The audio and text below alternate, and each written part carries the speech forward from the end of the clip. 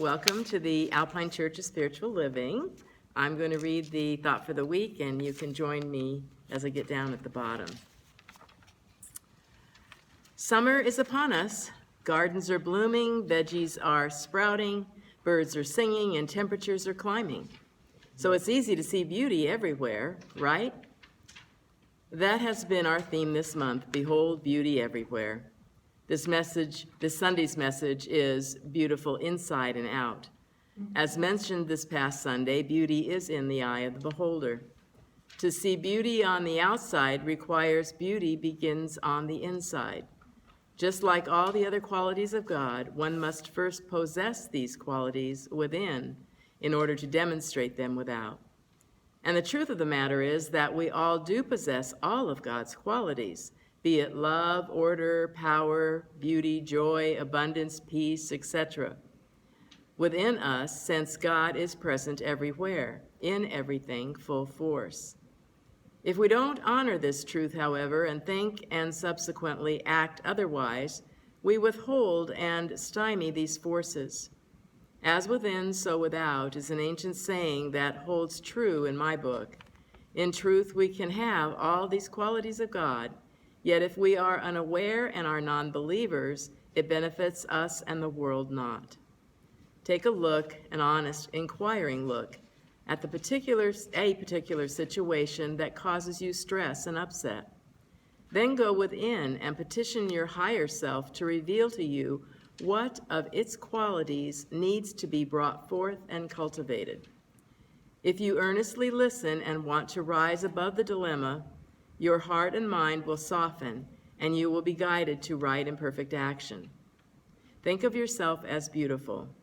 Feel the beauty within you, not from a superficial standpoint, but from a deeper, truer beauty. When you do this, it will be reflected out to the world. Say with me, I think and act from the purity of love, harmony, and beauty that is within me, and as I do, I see and experience those qualities in my everyday life, and it is so. Okay, I'm going to ask you a question. I want you to answer it out loud, and I don't want you to think about it. I want you to just give me a response, immediate response. Are you beautiful? Yes.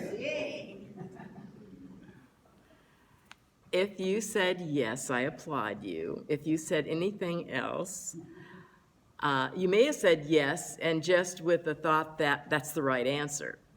Think about it. And if you said no, in either of those two cases, I would like to talk with you. That's what we're going to talk about today, is the fact that within each and every one of us is this beauty. And we can own up to it, we can acknowledge it, we can live it on the outside when we recognize it on the inside. The synonyms for beauty are magnificence, splendor, and loveliness. The truth of the matter is that each of us has that I am within us, that are all those things and more. That I am is absolutely beautiful. And where we find the consternation or the disconnect is thinking that me, this person I call Gay, or this person I call Vicky, or whoever it is separate, is different, is not fully, totally immersed, and 1,000% this I am. And so we think that we're different, we're subject to separation from the truth of what we are. And when we do that, we find ourselves in a puddle of mess, because we cannot bring forth those qualities that are within us if we don't first let them be within us. When I say I am beautiful, when you say I am beautiful, what is your really inner response? Do you believe it? I am beautiful. Think of it in that regard. I am beautiful. own the oneness of the I am as you, and not listen so much to that little egoic mind telling you, yeah, but. And as I was thinking about that, I wanted to share with you one of the poems that is in this book that I bought many years ago. It's called Dare to Dream. I bought it when I was at a workshop of Walter Starkey's in Boerne, Texas, many years ago. And this book was just being published. It was being brought out. And I want to share with you one of the, it's a children's book supposedly, but I find it very helpful to read in many different veins, not just for a child. I want to show the picture on the picture of it. It says, the name of it is Yeah But. I am the monster that lives in your head. When I am present, there isn't much room for anything else. I am the internal obstacles and excuses that you make to keep yourself from fulfilling your dreams. When you pronounce that you want to paint, I quietly whisper, yeah, but you don't have a studio. When you exclaim that you want to be a writer, I can shatter your enthusiasm with, yeah, but you don't have a laptop. Watch out. On my mean days, I am willing to take it even further. I may tell you you're not smart enough, not fast enough, or beautiful enough, and that you do not deserve to have your dreams come true. Well, guess what? You and I both know I am simply and completely wrong. The end.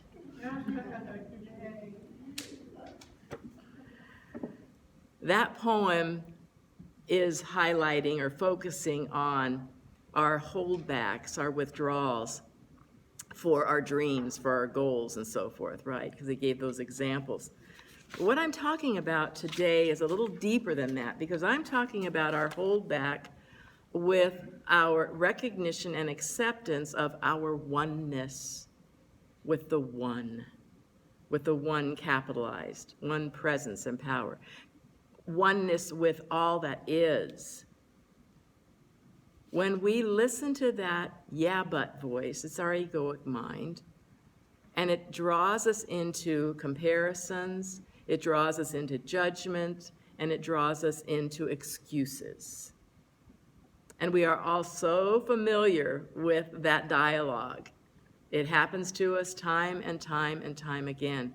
And so we come back to remember to put it in its place. Yeah, but you don't have any control over me. Yeah, but you are not what I am. It reminds me, and the excuses, I've told you this before, Pauline Beauregard's recipe for an excuse is a skin of a reason stuffed with a lie. And that's what we go through in our own thinking time and time again. I was looking at one of the calendar pages from Michael Singer's perpetual calendar from the Untethered Soul. And at the top of it, it said, "What is the voice inside my head?"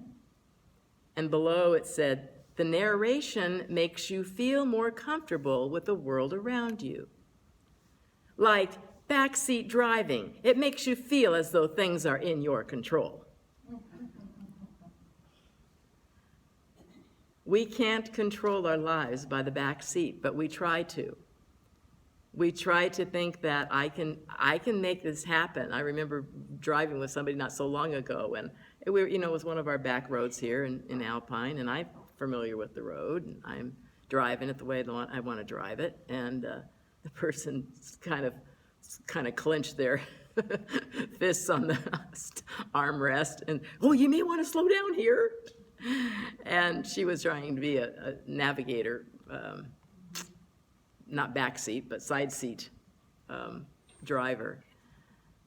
To recognize that we are in control of our thoughts, of our feelings, of our way of being. But we need to be in the driver's seat to do it, which means that we need to recognize what is in the driver's seat. Not the egoic mind, the I am presence that is infinite, that we can't even fathom or comprehend the immenseness of what it is. But when we can go within and find that spot that it feeds us, that we can be fed by it, it can lead and guide us. Our egoic minds are not in control. The divine is in control. And when we recognize that that is what we are absolutely attuned together, bonded with that divine. There is no question, there is no worry, there is no concern. One of the other calendars, you get these calendars in your programs every week, right? Have you ever saved any of them? I have, yes. I've saved them so you didn't get them. Well,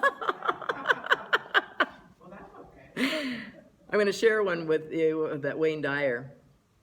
When we make the shift away from attachment, the influence of our ego fades.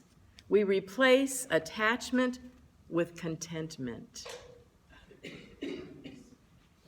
Letting go of attachment, of the way that our ego thinks it has to be or should be. And we find out that we are then content. We can be happy with what is.